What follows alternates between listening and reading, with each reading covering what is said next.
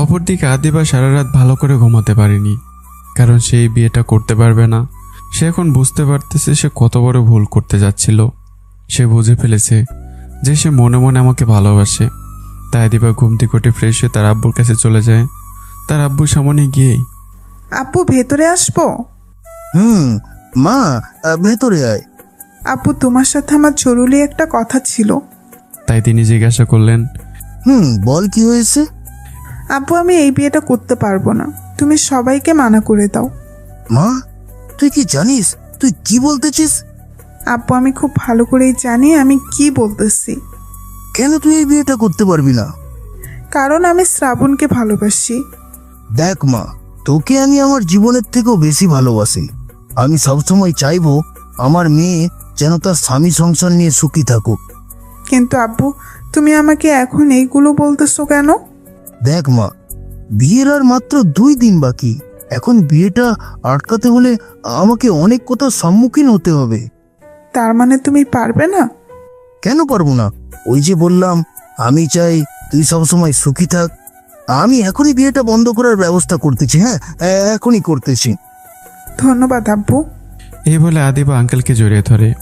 কিন্তু আদিবা, মা আমার, আমি একটা কথা বুঝলাম না। কি কথা আব্বু?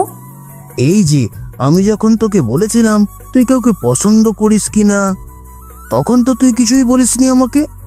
আব্বু তখন আমি নিজেও জানতাম না যে আমি শ্রাবণকে পছন্দ করি। কি যে বলিস না, আমি তো ভেবেই নিয়েছিলাম যে তুই আমাকে তখন অবশ্যই শ্রাবণের কথা বলবি, কিন্তু তুই আমাকে অবাক করে দিয়ে আমার পছন্দ করা ছেলের সাথে বিয়েতে রাজি হয়ে যাস। কেন আব্বু, তোমার এমনটা মনে হয়েছিল কেন? এখানে শুধু আমার না, সবাই দেখলেই বুঝবে যে তুই শ্রাবণকে কতটা পছন্দ করিস। বুঝলাম না আব্বু, সকলের এমনটা মনে হবে কেন? এই তো 2 বছর ধরে দেখে আসতেছি শ্রাবণের প্রতি তো যত্ন, কেয়ার, ভালোবাসা, সবসময় ওর কাছে থাকা ইত্যাদি। আব্বু নিজের প্রতি আজ খুবই খারাপ লাগতেছে। কেন? তুমি জানো না আব্বু, শ্রাবণ আমাকে 3 দিন আগে প্রপোজ করেছিল। তারপরেও তুই কি করলি? আমি ওর সাথে অনেক খারাপ ভাষায় কথা বলি আর ওকে ফিরিয়ে দিই। মা, কাজটা তুই একদম ঠিক করিস নাই।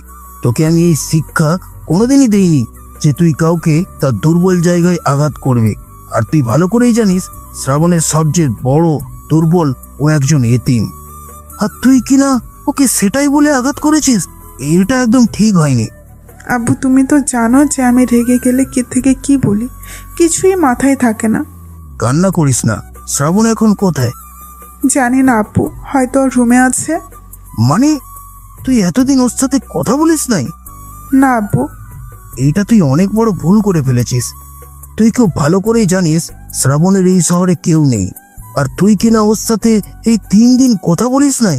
কে জানে ছেলেটা কোথায় কি খেয়েছে। আব্বু আমি অনেক বড় ভুল করে ফেলেছি। এখন কান্না করে কোনো লাভ নেই। আমি যতটুকু জানি শ্রাবণ খুবই ভালো একটা ছেলে। ওর টাকার প্রতি কোনো লোভ নেই, এইটা আমি ওর চোখ দেখেই বলতে পারি। আর তুই ওকে টাকা নিয়ে ওটা দিয়েছিস। জানি না এখন শ্রাবণ তোকে ক্ষমা করবে কিনা। আব্বু তুমি এমনটা বলো না প্লিজ। তুই শান্ত হ, আমি বিয়েটা ভেঙে দিচ্ছি। আর তুই শ্রাবণের কাছে গিয়ে ক্ষমা চেয়ে নে, এরপর বাকি ব্যবস্থা আমি করতেছি। আদিবা কান্না করতে থাকে। এরপর আদিবা নিচের রুমে চলে যায় আর কান্না করতেই থাকে। এদিকে সারা বাড়িতে জানাজানি হয়ে যায়, এই বিয়েটার হচ্ছে না। দারুণ চাচি এই খবর শুনে ভাবে, তাহলে আমার দেওয়া গিফটের কি হবে? তাই সে দেরি না করে আদিবার বাসায় চলে যায়। সেখানে গিয়ে আঙ্কেলের সাথে কথা বলে আদিবার রুমের সামনে যায়। গিয়ে দরজায় টোকা দেয়। আদিবা দরজা ধাক্কানোর আওয়াজ শুনে কান্না বন্ধ করে দেয়। ম্যাডাম ভিতরে আছেন? ভিতরে আসবো? কে? ম্যাডাম, আমি আপনাদের বাসার দারোয়ান। আসুন, দরজা খোলা আছে। ম্যাম, আপনার জন্য এইটা। আমার দেওয়া বক্সটি আদিবার দিকে এগিয়ে দিয়ে বলল, কি এটা?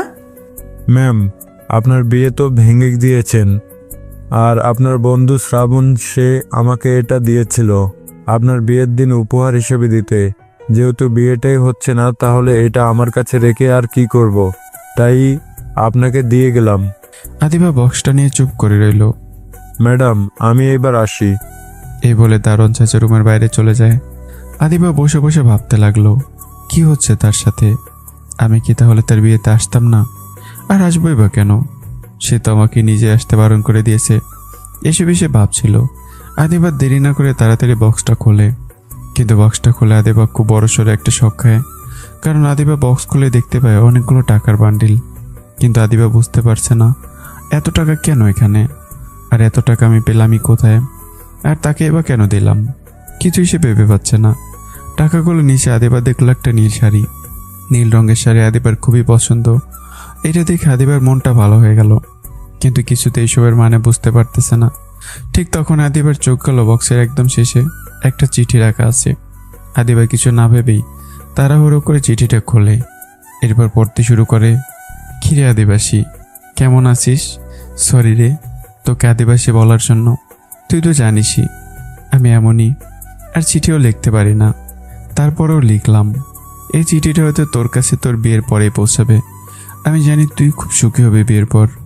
আমার মতো এতিম ছেলেকে তোর হয়তো মনেই থাকবে না। তুই তো জানিসই আমার কেউ নেই, তাই নিজে যা পেরেছি তাই দিয়ে তোর জন্য একটা শাড়ি কিনেছি। জানি তুই কোনোদিনও সেটা পরবি না, কিন্তু কি করব বল, মনটা যে মানে না। খুব ইচ্ছে ছিল তোকে বধূ সাজে দেখব, কিন্তু সেটা আর হলো কই।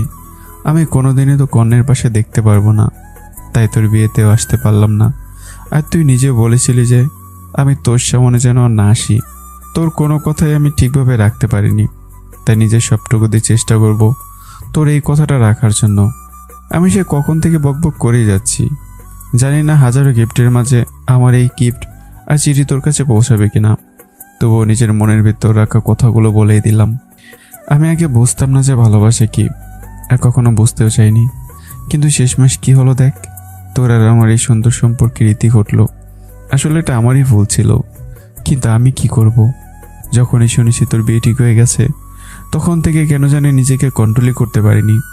তাই সকল বাধা ভেঙে তোকে বলেই দিলাম, আর তুই তার সঠিক জবাব দিলি। খুব ভালো লাগছে তোর কাছ থেকে এই কথাগুলো শুনে। আসলে আমার মনেই ছিল না যে আমি একটা এতিম। আর টাকার কথা বলতেছিলি না, টাকা টাকা টাকা, এই টাকা দিয়ে কি কোনোদিন ভালোবাসা কেনা যায়? যদি যেত তাহলে হয়তো থাক, আর কিছু বলবো না, অনেক কিছু এমনিতেই বলে ফেলেছি।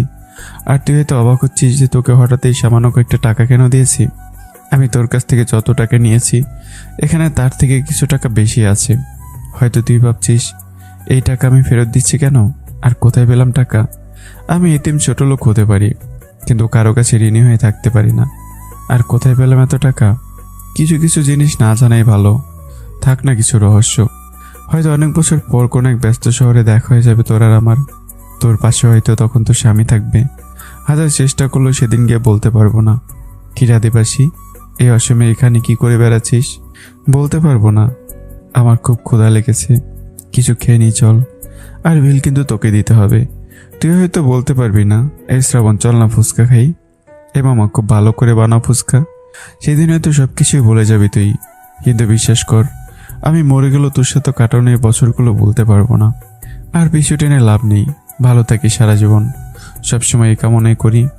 আর আমি তোকে শেষবারের জন্য একটা কথা বলতে চাই। কথাটা আর তুই করে বলতে চাই না, কারণ তুই শব্দটা বন্ধুত্বে মানায়, ভালোবাসায় নয়। আমি তোমাকে ভালোবাসি আদিবা, অনেক অনেক ভালোবাসি, যেটা আর প্রকাশ করা যাবে না। সরি তোর বিয়ে হয়ে যাওয়ার পরে কথাটা বললাম, কারণ আমি জানি তোকে এই কথাটা বলার সুযোগ আর কোনোদিন আসবে না। আলবিদা, এটি একটা এতিম ছোট লোক ছেলে। চিঠিটা পড়ার পর আদিবা বসে জোরে জোরে কান্না করতে লাগলো। আদিবা ভাবতেও পারছে না যে সে আমাকে কতটা কষ্ট দিয়েছে। আদিবা উঠে দাঁড়ালো, এরপর নিজে নিজেকে বলতে লাগলো, আমি শ্রাবণের সাথে অনেক অন্যায় করে ফেলেছি, জানি এর ক্ষমা হয় না, তারপরেও শ্রাবণের কাছে গিয়ে ক্ষমা চাইতে হবে আমাকে। এই জন্য আদিবা তাড়াতাড়ি রুম থেকে বের হয়ে আমার বাসার দিকে আসতে লাগলো। আমার রুমের সামনে এসে দেখলো রুম লক করা। অনেক ধাক্কাধাক্কি করলো, কিন্তু কেউ দরজা খুললো না। তাই আদিবা বাধ্য হয়েই ওর নিজের রুমে চলে গেল, কারণ আদিবার কাছে আমার রুমের আরেকটা চাবি আছে, যেটা আদিবা আমার কাছ থেকে নিয়েছিল। আদিবা নিজের রুম থেকে চাবি নিয়ে আবারও আমার রুমের সামনে চলে এলো। এরপর তাড়াহুড়ো করে দরজা খুললো, কিন্তু দরজা খুলেই দেখলো যে চারদিকে অন্ধকার, সব জানালা বন্ধ করা, এই জন্য হয়তো অন্ধকার। আর কিসের একটা পচা গন্ধ আসতেছে। তাই আদিবা রুমের লাইট অন করলো, কিন্তু লাইট অন করে দেখলো যে আমার টেবিলের উপরে সেদিনের খাবার পচে গেছে। আদিবা এটা দেখে অবাক হয়ে গেল। তার মানে কি আমি এখানে থাকি না? আদিবার চোখ হঠাৎ করে অন্যদিকে চলে গেল, কারণ সেখানে আদিবার দেওয়া নীল কালারের সেই পাঞ্জাবিটা পরে আছে, যেটা আদিবা আমাকে গিফট করেছিল। আদিবা পাঞ্জাবিটা হাতে নিল, কিন্তু এরপর আদিবা যা দেখলো সেটা দেখে আদিবা খুব ভয় পেয়ে গেল। কারণ আদিবা লক্ষ্য করলো যে রুমের এক পাশে কাঁচের টুকরা ভেঙে পড়ে আছে, আর নিচে অনেক রক্ত, যেটা শুকিয়ে গেছে। আদিবা নিজের চোখকে বিশ্বাস করতে পারতেছে না। যে ছেলের একটু কলমের আঘাতে পুরো বাসা মাথায় করে ফেলে, আর আজ সেই ছেলে আয়না ভেঙে কতটা রক্ত জড়িয়েছে। আদিবার মাথাটা যেন কিছুতে কাজ করতেছে না, চোখ থেকে অনবরত পানি ঝরতেছে। আদিবার ওখানে না থেকে সোজা আব্বুর রুমে চলে গেল। আঙ্কেল ফোনে কারোর সাথে কথা বলতেছিলেন। তখন আদিবা গিয়ে কান্না করতে করতে তার আব্বুকে জড়িয়ে ধরলো। আঙ্কেল কিছু বুঝতে না পেরে ফোন কেটে দিল। এরপর বলতে লাগলো, এই পাগলি, আরে কান্না করতেছিস কেন? আমি তো তোর বিয়েটা ভেঙে দিয়েছি, আর কান্না করতে হবে না। কিন্তু আদিবা একভাবে কান্না করেই যাচ্ছে। আদিবা, কি হয়েছে? আমাকে তো বলবি নাকি? কান্নার কারণে কিছু বলতে পারতেছে না। আপু আমি কি হয়েছে মা? খুলে বল আমাকে। শ্রাবণের রুমে গিয়েছিলাম, সেখানে গিয়ে দেখি। এরপর আদিবা তার আব্বুকে সবকিছু খুলে বলে। আদিবার কথা শুনেই আঙ্কেল অনেকটা অবাক হয়ে যায়। এরপর হঠাৎই আদিবা কান্না করতে করতে জ্ঞান হারিয়ে ফেলে। আঙ্কেল অনেক চিন্তিত হয়ে পড়েন। তার একমাত্র মেয়ে, তাই আঙ্কেল আর দেরি না করে ডক্টরকে ফোন দেয়। কিছু সময় পর ডক্টর এসে আদিবাকে চেক আপ করে। দেখুন, চিন্তার কোনো কারণ নেই, তবে ভবিষ্যৎ অনেক বড় কিছু হতে পারে। মানে? মনে হচ্ছে রোগীর মাথায় অনেক আঘাত পেয়েছে। এটা শারীরিক আঘাত নয়, এটাকে বলে মানসিক আঘাত, যার কারণে রোগী জ্ঞান হারিয়েছে। ভবিষ্যতে এমন কোনো কিছু করবেন না যাতে করে এমনটা হয়। আচ্ছা। এরপর ডক্টর চলে যায়। অপরদিকে আঙ্কেল বুঝতে পারে যে আমি আদিবার উপরে রাগ করে বাসা ছেড়ে চলে গেছি। সেদিন রাতে যখন আমার সাথে দেখা হয়েছিল, তখন হয়তো আমি এখান থেকে চলে গেছি। যেভাবেই হোক শ্রাবণকে খুঁজে বের করতে হবে, তা না হলে আমার মেয়েটার অনেক বড় ক্ষতি হয়ে যাবে। আঙ্কেল এইগুলো ভাবতে ভাবতে পুলিশকে ফোন দিয়ে সবটা বলল। পুলিশ আমাকে খুঁজতেও লাগলো। এদিকে আমি আর রাফি দুজনেই অনেক গল্প করলাম, কারণ আজকে প্রায় অনেক বছর পর প্রিয় বন্ধুর সাথে দেখা হয়েছে। বিকেলে অফিস করে রাফিকে নিয়ে 3 হারামির কাছে গেলাম। সেখানে রাফিকে সকলের সাথে পরিচয় করে দিলাম। কিছু সময় আড্ডা দিয়ে আমি সেখান থেকে গাড়ি নিয়ে সোজা আপুর স্কুলের সামনে চলে এলাম। সেখানে এসে দেখি স্কুলে কিছু সময় আগে ছুটি হয়ে গেছে। জান্নাতকে দেখলাম স্কুলের এক পাশে দাঁড়িয়ে আছে। আমি ওর সামনে গিয়ে গাড়ি থামালাম, কিন্তু আমাকে দেখেও সে গাড়ি থেকে দূরে দাঁড়িয়ে আছে। বুঝলাম রাগ করেছে। আমি অনেক কষ্টে আপুকে গাড়ি বসে সোজা বাসায় চলে আসলাম। আপু গাড়ি থেকে নেমে বাসার ভিতর চলে যেতে লাগলো। তখনই বললাম, সরি আপু, আমার ভুল হয়ে গেছে, আর কখনো লেট করব না। মাফ করতে পারি একটা শর্তে। কি শর্ত বল? যদি আমাকে অনেকগুলো চকলেট এনে দাও, তাহলেই মাফ করতে পারি। আচ্ছা দেব, অনেকগুলো এনে দেব। এবার 80টা দে তো। এই তো, এইবার ঠিক আছে। এবার চল ভিতরে যাওয়া যাক। ভাইয়া চলো। এরপর আমি আর আপু ভিতরে চলে গেলাম। আপু তুই ফ্রেশ হয়ে একটু আমার রুমে আসিস তো, তোর সাথে একটু কথা আছে। ওকে ভাইয়া। আমি আমার রুমে এসে ফ্রেশ হয়ে নিলাম। তখনই ফোনে একটা মেসেজ এলো। আমি মেসেজ চেক করতে গেলাম, তেমন কিছু না, জাস্ট একটা অফারের মেসেজ। কিন্তু তখনই আদিবের কথা মনে পড়ে গেল, কারণ মোবাইলে যে আদিবের ছবি দেওয়া। আদিবার হাসি মাখা মুখটা দেখে নিজের মুখে একটা হাসি চলে এলো। ও হয়তো অনেক হ্যাপি হবে ও নতুন মানুষের সাথে। আমি কিছু চাই না, আদিবা খুশি থাকলে আমিও খুশি।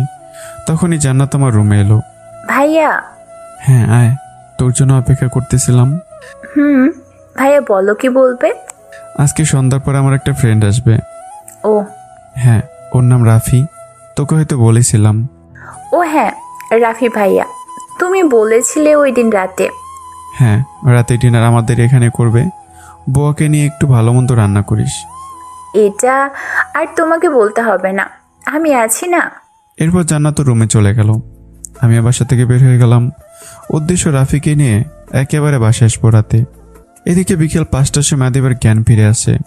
আদিবার চোখ মিলেই ওর সামনের আব্বুকে দেখতে পায়।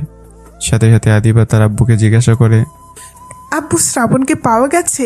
কোথায় ও? ওকে তো দেখতে পারতেছি না। মা, তুই শান্ত হয়ে বস। আমি আমার সবটুকু দিয়ে শ্রাবণকে খুঁজতেছি, তো চিন্তা করা লাগবে না। আব্বু তার মানে এখনো শ্রাবণের কোনো খোঁজ পাওয়া যায়নি? মা তুই প্লিজ একটু বোঝার চেষ্টা কর। কি করে বুঝবো আব্বু? আমি জানি ওকে তুমি খুঁজে দিবে না। এত বড় শহরে কোথায় খুঁজবে তুমি শ্রাবণকে? আর শ্রাবণ যে এই শহরেই আছে তার গ্যারান্টি কি? তুই বোঝার চেষ্টা কর, এত রাতে শরীরের ক্ষতি হবে। আর তাছাড়া আমি পুলিশের কাছে গিয়েছিলাম, ছবি দিয়ে এসেছি, তারা বলেছে 2 দিনের মধ্যে খুঁজে দিবে। আব্বু সত্যি বলতেছো তো? তোকে শুধু শুধু আর উত্তেজিত হতে হবে না। আব্বু যে কোনো মূল্যেই আমার শ্রাবণকে চাই। আচ্ছা মা, এইবার কিছু খেয়ে নে, সেই সকাল থেকে কিছু খাসনি। দাও। ওকে, তুই একটু বস, আমি খাবার নিয়ে আসতেছি। এইভাবে আদিব আর আব্বু কোনোভাবে আদিবকে শান্ত করলো। অপর প্রান্তে থানার পুলিশ পড়েছে অনেক বিপদে। বাংলাদেশের বড় বিজনেসম্যানদের মধ্যে একজন আদিব আর আব্বু এসে কিছুক্ষণ আগে ছবি দিয়ে গেছে আর বলেছে 2 দিনের মধ্যে ছেলেটাকে খুঁজে এনে যেন তার সামনে আনা হয়। তাই পুলিশ অফিসার তার সহকারীকে ডাক দিলেন। জি স্যার, বলুন কি জন্য ডেকেছেন? এই ছেলেটাকে চিনেন আপনি? না স্যার, কে এই ছেলে? আমিও তো চিনি না, একে খুঁজতে হবে। কিন্তু স্যার একে খুঁজে কি করবেন? একটু আগে কে এসেছিল দেখেছেন?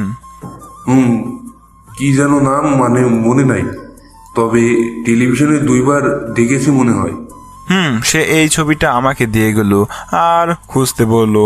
ছেলেটা নাকি এই শহরের নাই সম্ভবত, আর এর গ্রামের বাড়ি নাকি সিলেট। স্যার আপনি কি করে জানলেন? আরে বোকা, মিস্টার জাহিদুল ইসলাম বলে গেছে। ও স্যার, বুঝেছি। এই নিন ছবিটা, আর এই ছবিটি সব পুলিশ স্টেশনে পাঠিয়ে দিন। খুব তাড়াতাড়ি এই ছেলেকে আমরা চাই। Okay sir. এরপর আমার ছবি সকল পুলিশ স্টেশনে পাঠিয়ে দেওয়া হলো। এই বিক্রয়ের আসল মালিক যে এখন তার কোম্পানিতে জয়েন করেছে সেটা মোটামুটি সবাই জানে। সকলে জানারই কথা, কারণ সিলেটের বড় বড় প্রাইভেট কোম্পানিগুলোর মধ্যে এটা সকলেই শীর্ষে আছে। ঠিক তেমনই সিলেটের মূল পুলিশ স্টেশন মানে সিলেট রেঞ্জের ওসি সাহেব মোটামুটি আমাকে চেনে। তিনি বসে বসে একটা কেসের ফাইল চেক করছিলেন। ঠিক তখনই তার রুমে পিয়ন আসে। স্যার, এই যে একটা খাম, এটা আপনার জন্য। কি দিয়েছে ওটা? আরে এর ভিতরেই বাকি। স্যার, এই ঢাকা অরেঞ্জ থেকে এসেছে। কিন্তু কি আছে এর ভিতরে? একটা ছেলের ছবি আছে, ছেলেটাকে খুঁজে ফেলে যোগাযোগ করতে বলা হয়েছে। আচ্ছা আপনি এবার আসুন। Okay sir. এরপর ওসি সাহেব খামটা খুলল, কিন্তু ছবিটি খুলে অনেক অবাক হলেন, কারণ ছবিটির কারণে ছবিটি ছিল আমার। তাই তিনি আর দেরি না করে ঢাকা মেন অফিসে ফোন দিলেন। সেখান থেকে ওসি সাহেব সব কিছু জানতে পারলো। এবার তার কাছে সবটা ক্লিয়ার হয়ে গেল। একবার ভেবেছিলেন সব কিছু বলে দেবে যে আমি এখন সিলেটে আছি, কিন্তু ওসি সাহেব সেটা করলেন না, কারণ তিনি একবার আমার সাথে দেখা করে বিষয়টি বুঝতে চায় কেন আমি ঢাকা থেকে হঠাৎ সিলেটে চলে গেলাম, আর মিস্টার জাহিদুলের সাথে এবার সম্পর্ক কিসের। এদিকে আমি আর রাফি আমার সেই পুরনো স্কুল ক্যাম্পাসে বসে আছি। আমি রাফিকে আমার বিভিন্ন ছোটবেলার গল্প শোনাচ্ছি, আর রাফি সে একইভাবে এসেই চলেছে। আমি অবশ্য এতে অনেক মজা পাচ্ছিলাম, তাই আমি ওকে একের পর এক গল্প বলেই যাচ্ছি। ঠিক তখনই একটা গাড়ি এসে আমাদের সামনে থামে। গাড়ি থেকে 2 জন পুলিশ বসা আছে, একজন ড্রাইভ করছে আর অন্যজন গাড়িতে বসে আছে। কিন্তু এরা হঠাৎ আমাদের সামনে এসে থামলো কেন? আর আমি আর রাফি সেগুলো চিন্তা করতেছি। ঠিক তখনই যে পুলিশ অফিসার বসা ছিল তিনি গাড়ি থেকে নেমে আমার সামনে এলেন আর আমাকে বললেন, বুঝতে পারি। জি স্যার, বসুন, এতে বলার কি আছে। আমি ইন্সপেক্টর তন্ময়, এই শহরের পাশের থানার ওসি। জি স্যার, আমি শ্রাবণ। এই জানি, বলার দরকার নেই। আপনার কাছে একটা দরকারি এসেছি। কি দরকার বলুন। পকেট থেকে একটা ছবি বের করে আমার সামনে ধরলো। ছবিটা দেখে তো আমি অবাক হলাম, কারণ ছবিটা আমার। এটা আপনি না? হ্যাঁ, কিন্তু বিষয়টা কি বুঝলাম না তো। ঢাকা থেকে মিস্টার জহিদুল আপনাকে খুঁজতে এই ছবিটি পাঠিয়েছে। জাহিদুল আঙ্কেলের কথা শুনে অনেক অবাক হলাম, কিন্তু আঙ্কেল আমাকে খুঁজতে পুলিশ স্টেশনে কেন এসেছে? আমি তো কোনো মাসের ভাড়া বকে রাখি না। এগুলো মনে মনে ভাবতেছি, আর রাফি তো চুপ করে আছে। বেশি ভাবার দরকার নেই। এনার মেয়েকে কি যেন নাম? ও হ্যাঁ, মনে পড়েছে, আদিবা। আদিবা নাকি তোমাকে খোঁজ করতেছে আর অনেক কান্নাকাটি করতেছে, তাই তিনি তোমাকে খুঁজতেছে। মানে? এখন আমি কি আপনার খোঁজ দিয়ে দিব? আদিবাকে কিছুতে আমি আমার বাসার ঠিকানা দেব না। এতে করে আমার কাছে এলে আমি আরও দুর্বল হয়ে পড়ব। না স্যার, আমার খোঁজ আপনি কাউকে দিবেন না প্লিজ। প্লিজ বলার দরকার নেই, আমিও ঠিক এটাই সন্দেহ করেছিলাম, তাই তোমায় খোঁজ না দিয়ে আগে তোমার কাছে এলাম। ধন্যবাদ স্যার, অসংখ্য ধন্যবাদ। এবার তাহলে আমি আসি। Okay sir. এরপর পুলিশ অফিসার চলে গেলেন। তখনই রাফি বলল, কি হয়েছে রে? আমি তো কিছুই বুঝতে পারছি না, খুলে বল। ভাই, আদিবার বিয়ে কাল, তাই হয়তো তার বিয়ের সকল দায়িত্ব আমাকে নিতে হবে বলে আঙ্কেল খুঁজতেছে। আঙ্কেলের তো কোনো ছেলে নেই তাই। দূর বাদ দেই আবিদার কথা। হ্যাঁ চল, অনেক রাত হয়েছে, বাসায় যাওয়া যাক। চল, আমার তো আর তর্স হইতেছে না, নতুন একটা বোন পাবো আমি। হ্যাঁ চল, বাসা বেশি দূরে নয়। তাই আমি আর রাফি হেঁটেই বাসায় যাচ্ছিলাম। বাসায় এসে রাফির সাথে জান্নাতের পরিচয় করে দিলাম। রাতে খাওয়া দাওয়া করে আমি, রাফি আর আপু মিলে ছাদে অনেক সময় গল্প করলাম। এরপর আপুকে বাসায় রেখে আমি রাফিকে এগিয়ে দিয়ে এলাম। পুরো একদিন কেটে গেল, কিন্তু পুলিশ কোনোভাবেই আমার খোঁজ পাচ্ছে না। আর পাবে এবার কী করে? আমি তো সিলেটে, আর সিলেটের পুলিশ বলে দিয়েছে আমি এখানে নেই, তাই আর কোনো চিন্তাই নেই। আদিবার কান্না কোনোভাবে থামানো যাচ্ছে না। আদিব এখন বুঝতে পারতেছে যে সে আমাকে কতটা ভালোবাসে। তারপরেও আদিবার বিশ্বাস আছে যে আমাকে সে খুঁজে পাবেই। এইভাবে পুরো 1 সপ্তাহ পার হয়ে গেল, কিন্তু আমার কোনো খোঁজ পেল না। আদিব এখন আগের থেকে অনেকটা শান্ত হয়েছে। আগের মতো সবসময় কান্না করে না। এর পিছনে অবশ্য একটা কারণ আছে, কারণ আদিবার বাবা। আদিবা ওর বাবাকে অনেক ভালোবাসে। সবসময় ওর বাবার সাথে ঝগড়া করলেও অনেক ভালোবাসে ওর বাবাকে, কারণ আদিবার আম্মু অনেক আগে মারা যায়। যখন আদিবা অনেক ছোট ছিল, আদিবার আব্বু তখন চাইলে বিয়ে করতে পারত, কিন্তু আদিবার কথা চিন্তা করে বিয়ে করেনি। কারণ বর্তমানে সৎমা মানে হচ্ছে একটা ডাইনির সমান। তবে সকলের ক্ষেত্রে নয়, কেউ আবার খারাপভাবে নেবেন না। বেশিরভাগ ক্ষেত্রে আমরা দেখতে পাই সৎমা সবসময় খারাপ ব্যবহার করে। আদিবার আব্বু এটা চিন্তা করে বিয়ে করেনি। এটা আদিবা খুব ভালো করেই জানে যে ওর আব্বু ওকে কতটা ভালোবাসে। এই তো 2 দিন আগে আদিবার ছাদ থেকে যখন রুমে আসে, তখন খেয়াল করে ওর আব্বু রুম থেকে হালকা কান্নার আওয়াজ আসতেছে। তাই আদিবা লুকিয়ে লুকিয়ে ওর আব্বুকে উকি মারে। এরপর আদিবা দেখে যে আদিবার আব্বু একটা ছবি বুকে নিয়ে জড়িয়ে ধরে কান্না করতেছে। তাই সেই দিন থেকে আদিবা ওর আব্বুর সামনে কান্না করে না। তবে আদিবা ঠিকই রাতের আধারে চোখের পানি ফেলে। আদিবা রুমে চুপ করে বসে আছে। তখনই আদিবার আব্বু ও রুমে যায়। মা, কি করতেছিস? কিছু না আব্বু, বসে আছি। আমি জানি তুই কি ভাবতেছিস। শোন মাম, আমি তোর বাবা, আমি তো সবসময় তোর ভালো চাইবো, তাই না? কিন্তু আব্বু তুমি আবার এগুলো বলতেছো কেন? আমি চাই তুই কাল থেকে আমার অফিসে জয়েন কর। দেখ মা, আমারও তো অনেক বয়স হলো, এবার তুই সবকিছু বুঝে নে। আব্বু আমি এখনো এসবের জন্য প্রস্তুত নই। মা, তোর ভালোর জন্যই বলতেছিলাম। এখন তুই সারাদিন বাসায় থাকলে শুধু শ্রাবণের কথাই মনে পড়বে। আর যদি তুই কাজের মধ্যে থাকিস, তাহলে দেখবি সব কষ্ট ভুলে যাবি। আদিবা 1 মিনিট চিন্তা করলো। আব্বু তো ঠিকই বলেছে, যদি আমি কাজের ভেতরে থাকি তাহলে হয়তো শ্রাবণের কথা মনে পড়বে না। ঠিক আছে আব্বু, আমি কাল থেকেই আমাদের অফিস জয়েন করব। আমি জানতাম তুই রাজি হবি।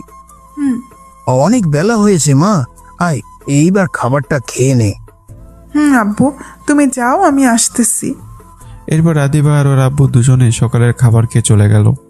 অন্যদিকে এদিকে আমি আর রাফি আমার অফিসের কেবিনে বসে আছি। আজকে একটা ইন্টারভিউ চলতেছে। ও আপনাদের তো বলাই হয়নি, আমার কোম্পানি থেকে 7 জন স্টাফকে বের করে দেওয়া হয়েছে, কারণ তারা এই কয়েক বছর ধরে কোম্পানির টাকা মেরে খেয়ে এসেছে। এগুলো আমি ফাইল চেক করে বুঝতে পেরে যাই। নাসির আঙ্কেল যদিও এগুলো বুঝতে পারেনি, বয়স হয়ে গেছে, তাই হয়তো ঠিকভাবে ফাইলগুলো হিসাব মেলাতে পারেনি। আর বুঝলে হয়তো কোম্পানির এমনটা লস দেখতে পারতো না। যাই হোক, আসল কথায় আসি। আমাদের অফিস থেকে যেহেতু 7 জন স্টাফকে বের করে দেওয়া হয়েছে, তাই নতুন স্টাফের দরকার। এজন্য আজকের ইন্টারভিউ। আমি আর রাফি দুজন মিলে প্রশ্ন করতেছি। যদি রাফি বেশি প্রশ্ন করতেছে, এভাবে ইন্টারভিউ চলতেছে। কিন্তু হঠাৎ করে আমার কেবিনে একটা মেয়ে আসে। সেও ইন্টারভিউ দিতে এসেছে। আর মেয়েটিকে এক দেখায় আমি চিনে ফেলেছি। আমি কাকে দেখতেছি? প্রায় 5 বছর আগে মেয়েকে আমি দেখেছি, কিন্তু চেহারার কোনো পরিবর্তন হয়নি, শুধু একটু মোটা হয়েছে আর কি, এবং চুলগুলো অনেক বড় হয়েছে। আমাকে দেখে মেয়েটি বলল, শ্রাবণ, তুমি? এতদিন তুমি কোথায় ছিলে? জানো আমি তোমাকে কত খুঁজেছি। আমি মেয়েটির এমন কথা শোনার একটা ভ্যাবাচাকা খেয়ে গেলাম। কি বলবো কিছুই বুঝতেছিলাম না, কিন্তু রাফি এই কথা শুনে অনেক রেগে গেল। এক্সকিউজ মি, আপনি তুমি করে বলতেছেন কেন? উনি অফিসের বস, আর আপনি তার নাম ধরে ডাকতেছেন কেন? মেয়েটি কিছু সময় কিছু একটা ভেবে বলল। Sorry sir. এরপর আমি যত সম্ভব স্বাভাবিকভাবে সবগুলো ইন্টারভিউ নিলাম। মোট 7 জন স্টাফ নেওয়া হয়েছে, এর মধ্যে মেয়েটিও আছে। আর কত মেয়ে করব। এবার মেয়েটির পরিচয় দিয়ে দিই, কি বলেন? মেয়েটির নাম শিমলা। আমি যখন আগে সিলেট থাকতাম তখন আমি আর শিমলা একই ক্লাসে পড়তাম। আর সবচেয়ে বড় কথা হচ্ছে আমি শিমলাকে পছন্দ করতাম। শিমলা ছিল আমাদের সারা কলেজের মধ্যে একজন অন্যতম রাগী মেয়ে, তাই ভয়ে ভয়ে কে প্রপোজ করতো না, কিন্তু আমি সেই ভয় ভেঙে শিমলাকে প্রপোজ করি। এরপর শিমলা রেগে প্রিন্সিপালের কাছে বিচার দেয়। ব্যাস হয়ে গেল। আমাকে তো স্যার উত্তম মাধ্যম কেলানি দিল। এরপর থেকে আর শিমলা সামনেই যেতাম না, যদি আবার স্যারের হাতে মার খায় তার ভয়েতে। এই ঘটনার 1 সপ্তাহ পরে আব্বু অ্যাক্সিডেন্ট করে আর আমি ঢাকাও চলে যাই। এরপর থেকে শিমলার সাথে আমার আর দেখা হয়নি। আজকেই দেখা। শিমলা তো আমাকে পছন্দ করতো না, জীবন আমার সাথে কখনো কথাই বলেনি, আর আজকে হঠাৎ করেই সোজা তুমি করে বলতেছে। আর আমাকে বা কেন খুঁজেছে কিছুই বুঝতেছি না। যাই হোক, এগুলো এখন ভেবে লাভ নেই। আমি দুপুরে আমার কেবিনে বসে একটা ফাইল চেক করতেছিলাম, তখনই শিমলা আমার কেবিনে এসে বলল, মে আই কামিং স্যার? হ্যাঁ আসুন। স্যার, আপনি এতদিন কোথায় ছিলেন? ঢাকায় ছিলাম। স্যার, আমরা তো একই ক্লাসে পড়তাম, তাই না? হ্যাঁ, কিন্তু হঠাৎ এই কথা বলতেছেন কেন? স্যার, এত কথা বুঝি না। আমি আপনাকে আপনি করে বলতে পারবো না, তুমি করে বলবো। আমি অবাক হয়ে গেলাম, এর আবার কি হলো? আগে তো আমাকে চোখে দেখতে পারতো না, তাহলে আজকে হঠাৎ আপনি থেকে তুমি? আজব। যাই হোক, আমার মুড ভালো ছিল তাই হ্যাঁ বলে দিলাম। আচ্ছা ঠিক আছে। শ্রাবণ, আমরা কি বন্ধু হতে পারি? এই কে রে ভাই? যতই সুযোগ দিয়ে ততই গায়ে উঠে আসে। যাই হোক, একসাথেই তো পড়তাম, তাহলে বন্ধু বানাতে সমস্যা কিসের? আর তাছাড়া এখানে আমার কোনো মেয়ে বন্ধু নেই, তাই সব কিছু চিন্তা করে বললাম, হ্যাঁ ঠিক আছে, আজ থেকে আমরা বন্ধু। সত্যি? হ্যাঁ। এখন এইসব ফাইল রেখে আমার সাথে চলো, দুপুর 2টা বাজে, কিছু খাওয়া লাগবে তো নাকি? শিমলার কথায় আমি ঘড়ির দিকে তাকালাম, আমার তো খেয়ালই ছিল না 2টা বেজে গেছে। তুমি খেয়েছো? কোথায় খেলাম? তোমার সাথে খাবো বলেই তো না খেয়েছিলাম। আচ্ছা চলো। এরপর আমি আর শিমলা একটা রেস্টুরেন্টে চলে এলাম।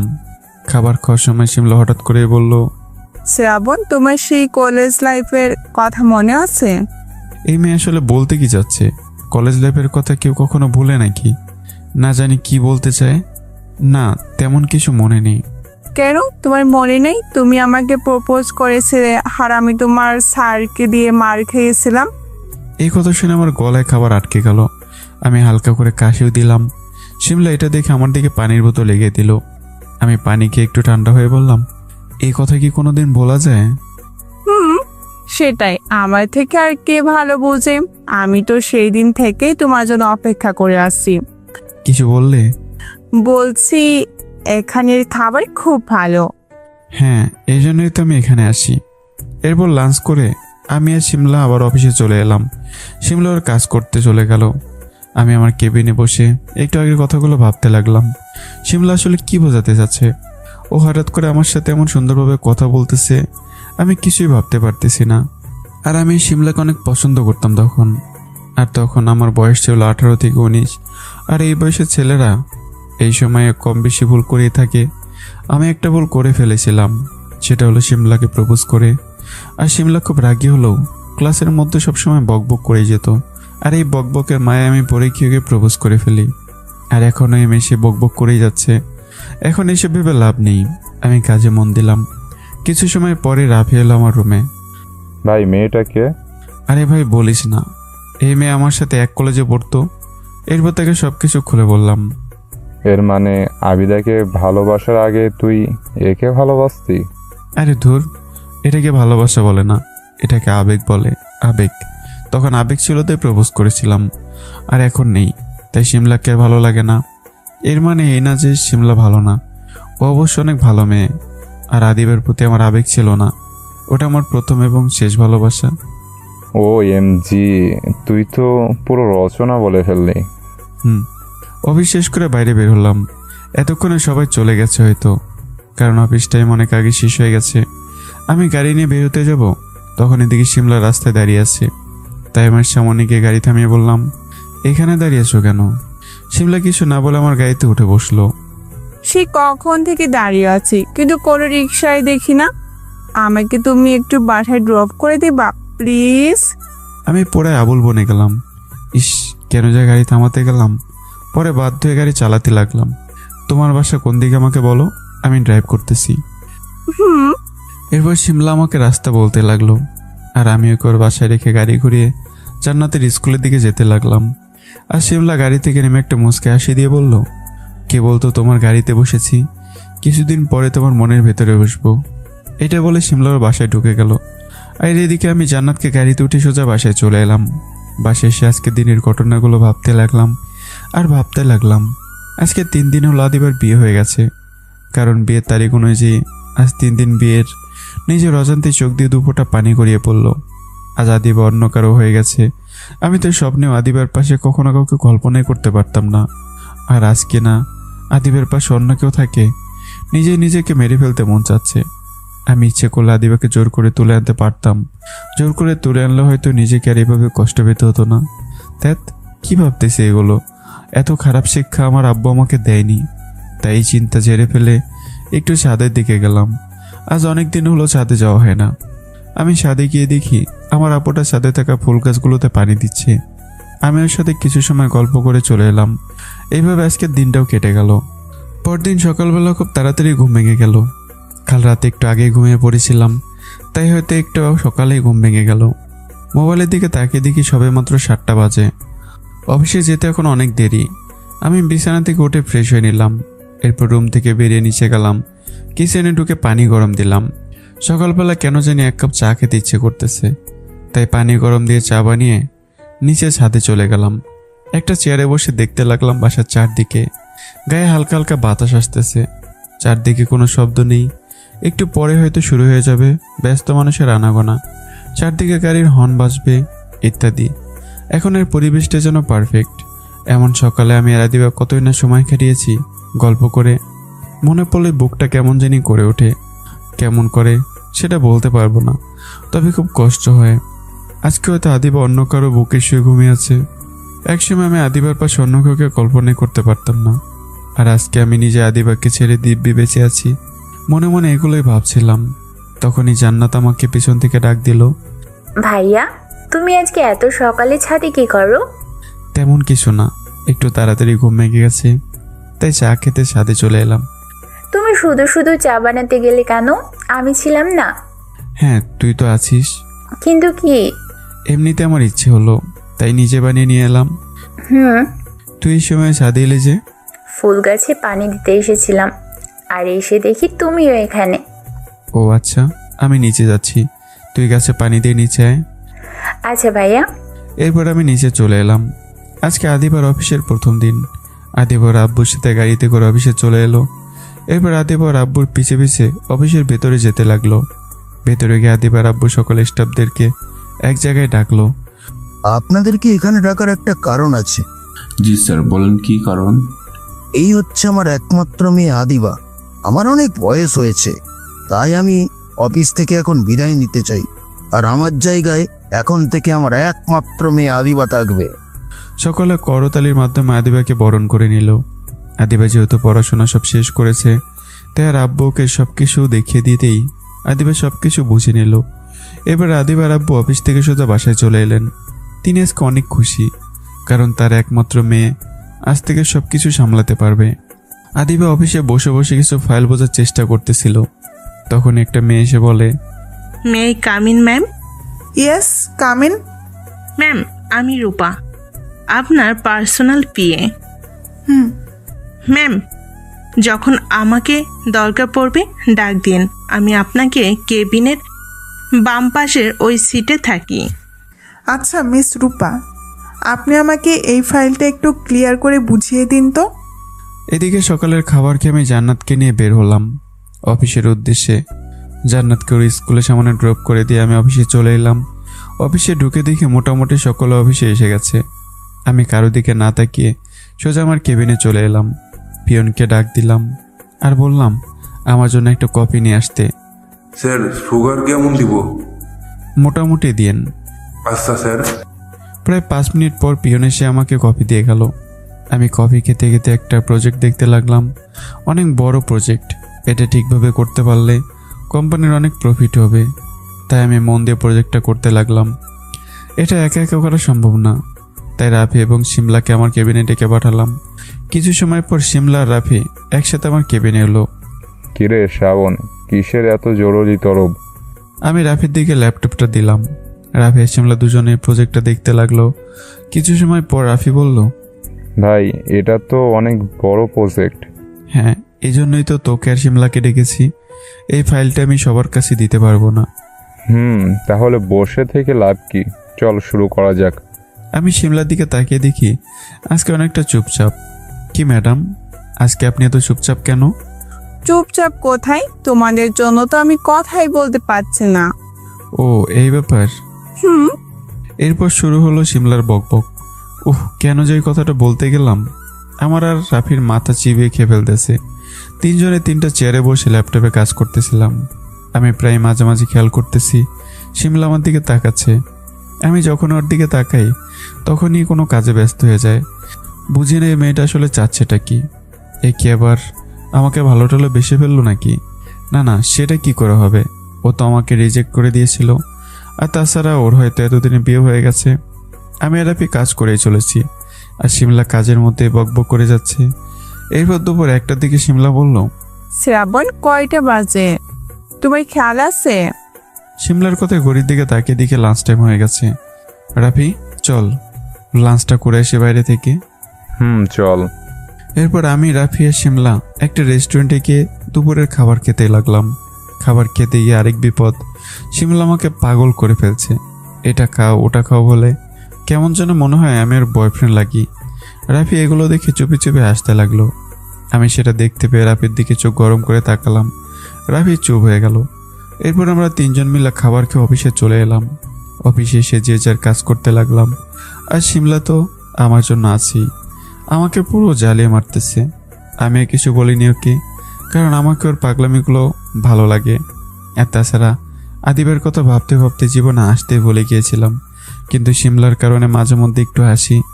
আমি আমার হাতের কাজ শেষ করে বসে আছি, তাই মোবাইলটা হাতে নিলাম। কিন্তু মোবাইল হাতে নিয়ে আজকের তারিখ দেখে অনেক অবাক হলাম। আমার তো মনে ছিল না যে আজকে 25 তারিখ। ও শিট, আমি আজকে তারিখটা না দেখলে অনেক বড় ভুল হয়ে যেত। আপনারা অনেক অবাক হচ্ছেন তাই না? অবাক হওয়ারই কথা। আসুন খুলে বলি, কারণ কালকে আমার আম্মুর জন্মদিন। শুধু আম্মুর না, কালকে আমারও জন্মদিন। আমার আর আমার আম্মুর জন্ম তারিখ একই দিন। আম্মুর কথা মনে পড়ে চোখ থেকে 2 ফোঁটা পানি গড়িয়ে পড়ল। আম্মু আব্বুর কথা মনে পড়লেই কেন জানি চোখ থেকে পানি পড়ে। ঠিক তখনই শিমলা আমার রুমে আসে। আমাকে এই অবস্থায় দেখে অনেক অবাক হয়ে আর আমার কাছে এসে বলে, এ কি শ্রাবণ, তুমি কান্না করতেছো কেন? আমি শিমলাকে দেখে চোখের পানি মুছে নিলাম। কই, আমি কান্না করতেছি না তো। আমি দেখছি শ্রাবণ, তুমি কান্না করছিলে। আমার দিকে চেয়ে বলো কি হয়েছে তোমার? কিছু না। প্লিজ শ্রাবণ, আমাকে বলো কি হয়েছে।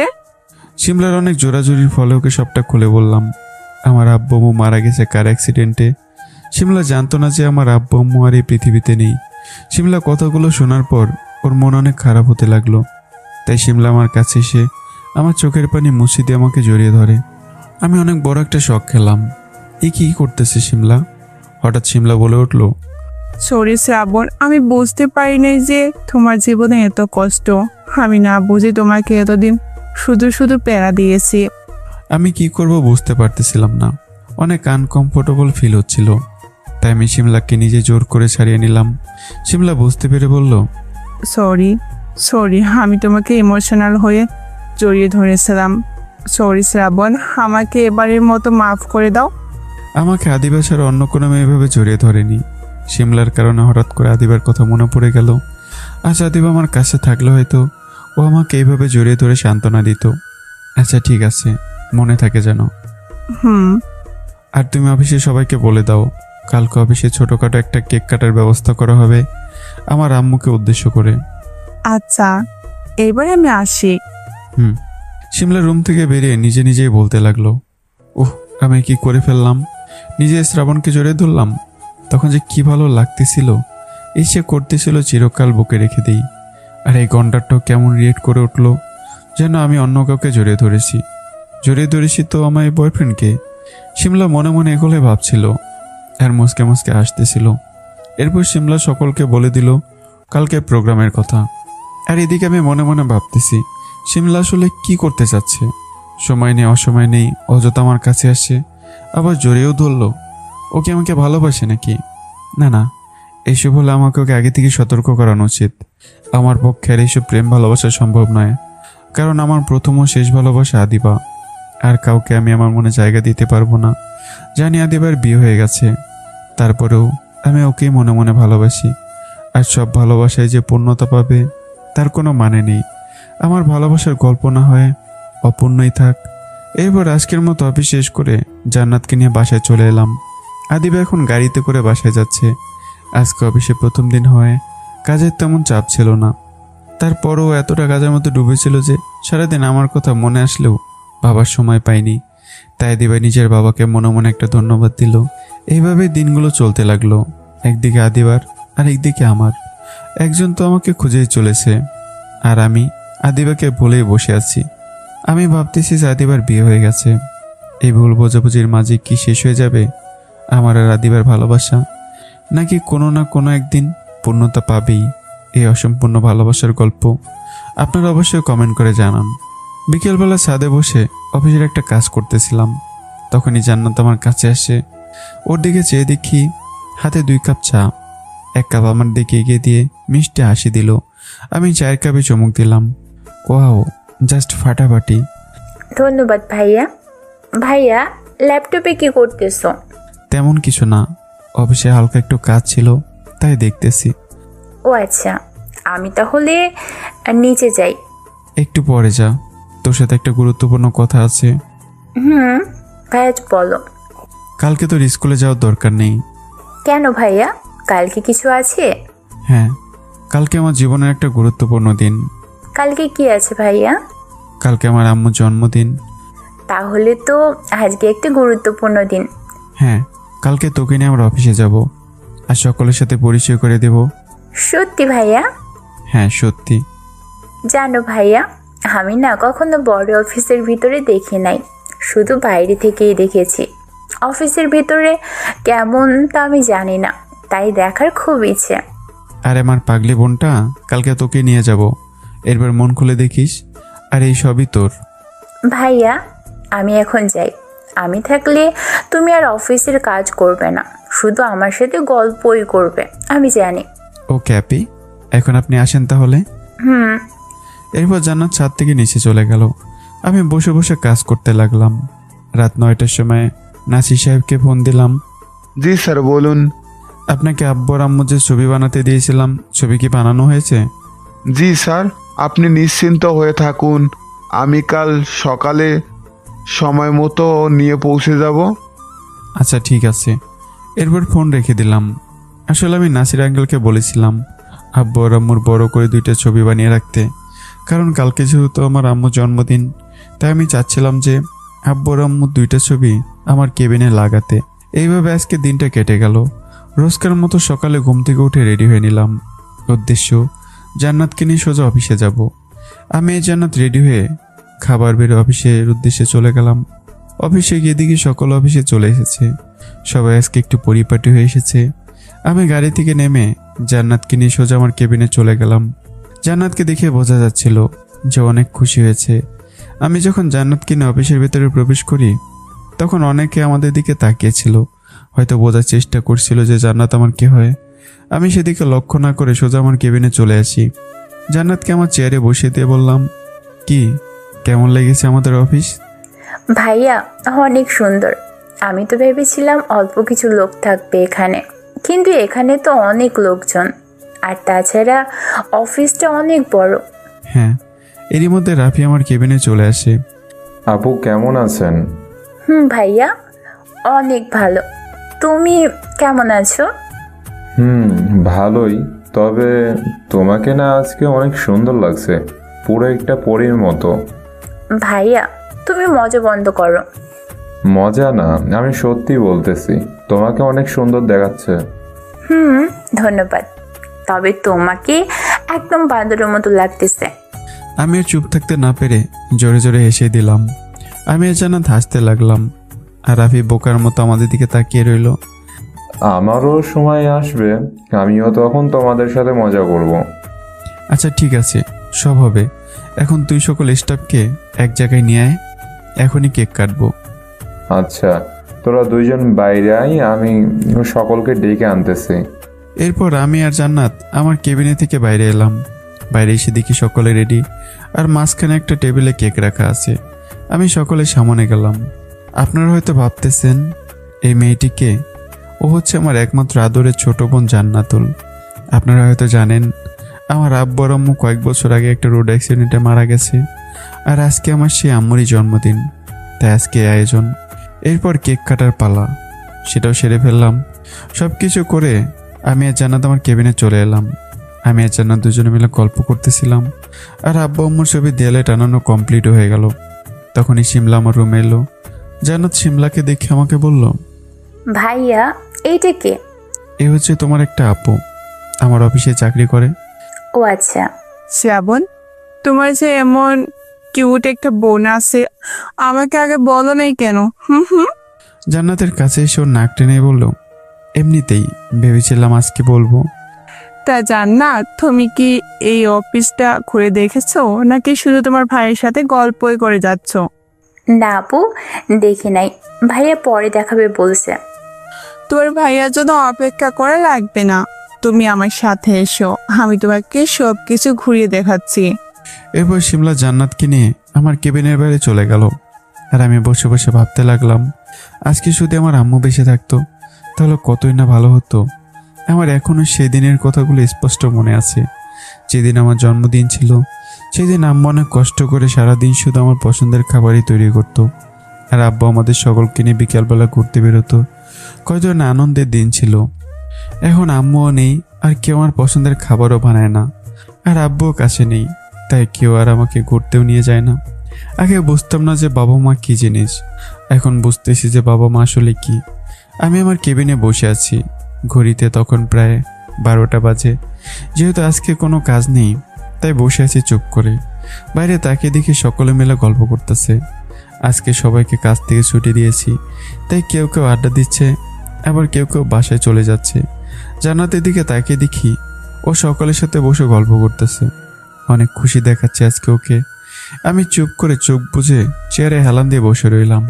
কিছু সময় পর শিমলা আমার রুমে এলো। হ্যালো মিস্টার শ্রাবণ। আমি চোখ খুলে দেখি শিমলা, তাই বললাম, হ্যাঁ বলো। আর জান্নাত কোথায়? জান্নাত আছে, সকলের সাথে গল্প করতেছে। ও আচ্ছা। এরপর হঠাৎ করে শিমলা আমার সামনে এসে একটা গিফট রাখলো। আমি অবাক হলাম, এটা দেখি। তোমার জন্য ছোট্ট একটা গিফট। কিন্তু কেন? তুমি কি ভাবছো আমি জানি না আজকে তোমারও জন্মদিন? কিন্তু তুমি জানলে কি করে? পছন্দের মানুষের সবকিছু এমনিতেই জেনে নিতে হয়। আমি হাসির মানে জানি। আমি স্পষ্ট বুঝতে পারতেছি যে শিমলা আমাকে পছন্দ করে, কিন্তু আমি যে অন্য কাউকে পছন্দ করি, আমার পক্ষে জীবনে আর অন্য কাউকে ভালোবাসা সম্ভব নয়। সে যাই হয়ে যাক না কেন, আদিবা অন্য কারো হয়ে গেছে, তাতে কি? আমি ওকে এইভাবে দূর থেকে ভালোবেসে যাব? আর আমি জানি শিমলা খুব ভালো একটা মেয়ে, কিন্তু তার পক্ষে এগুলো সম্ভব নয়। আমার উচিত ওকে এখানে আটকানো, তা না হলে পানি অনেক দূরে গড়িয়ে যাবে। তাই আমি স্পষ্টভাবে শিমলাকে বললাম, শিমলা, তুমি কি আমাকে পছন্দ করো, মানে ভালোবাসো? শিমলা হয়তো আমার কাছ থেকে এটা শোনার জন্য মোটেও প্রস্তুত ছিল না। ও যে অনেক অবাক, তার সাথে লজ্জা পেয়েছে, সেটা আমি বেশ ভালোভাবে বুঝতে পেরেছি। কথা বলতেছো না কেন? তোমাকে আমি অনেক অনেক ভালোবাসি। সেই কলেজ লাইফে বসে যখন তুমি আমাকে প্রপোজ করেছিলে, তখন থেকে আমি তোমাকে ভালোবাসি, কিন্তু শুধুমাত্র তোমার সাথে মজা করার জন্য না করে দিয়েছিলাম। কিন্তু সেই দিনের পর থেকে তুমি আর কলেজে যাওনি, তাই আর তোমাকে কোনোদিনও বলা হয়নি I love you Shravan, I love you so much. Shimla, আমার বয়স তখন অল্প ছিল, আমি বুঝতাম না যে কোনটা ভালোবাসার কোনটা আবেগ। মানে শিমলা, আমি জানি না তুমি কথাগুলো কিভাবে নেবে। আমি তোমাকে না, অন্য কাউকে ভালোবাসি। মানে কে সেই মেয়ে? আমি শিমলার দিকে চেয়ে দেখি ওর চোখে পানি চলে এসেছে। শিমলা, শুধু শুধু কান্না করো না, আগে বোঝার চেষ্টা করো। আমি একটা মেয়েকে খুব ভালোবাসি আর ভালোবেসে যাব। এই যে তুমি এখন কান্না করতেছো, আমি যদি তোমাকে এইভাবে কথাগুলো না বলতাম তাহলে দেখা যাচ্ছে তুমি আমাকে ইমপ্রেস করার জন্য আরও অনেক কিছু করতে, আর আমার মায়া আরও পড়ে যেতে। একবার কারো মায়ায় পড়ে গেলে সেই মায়া থেকে বের হওয়া অনেক কঠিন। তাই আমি তোমাকে আগে থেকে আটকে দিলাম, যাতে ভবিষ্যতে কি এর থেকে বেশি কষ্ট পেতে না হয়। শিমলা একভাবে মুখ চেপে কেঁদেই যাচ্ছে। আমি জানি মেয়েটা আমাকে খুব ভালোবাসে। এই কয়েকদিন আমি এর ব্যবহারে বুঝতে পেরেছি যে ও আমাকে অনেক ভালোবাসে, কিন্তু কি করা যাবে, আমি যে অন্য কাউকে আমার মন দিয়ে দিয়েছি। আমি শিমলার কাছে গিয়ে চোখের পানি মুছে দিলাম। শিমলা, বোঝার চেষ্টা করো, ভালোবাসা কখন কিভাবে কার প্রতি হয়ে যায় তা বলা যাবে না। আর ভালোবাসা কখন একতরফা হলে চলে না, দুটি মনের মিল হলেই সেখানে ভালোবাসা সৃষ্টি হয়। শ্রাবণ, আমি কি দেখতে খারাপ? তুমি কিন্তু বুঝতেছো না, তুমি দেখতে অনেক সুন্দর। তবে এই যে বললাম, আমি অন্য কাউকে মন দিয়ে ফেলেছি। আমি হয়তো তোমাকে ভালোবাসার কথা বলতে দেরি করে ফেলেছি, তাই তোমাকে আর পাওয়া হলো না। তুমি কান্না বন্ধ করো, এর চেয়ে ভালো আমরা সারা জীবন বন্ধু হয়ে থাকতে পারি। আরে পাগলি, আমার দিকে তাকাও, তুমি আমার থেকে 1000 গুণ ভালো একটা ছেলে পাবে, দেখে নিও। তুমি যে মিষ্টি আর কিউট একটা মেয়ে।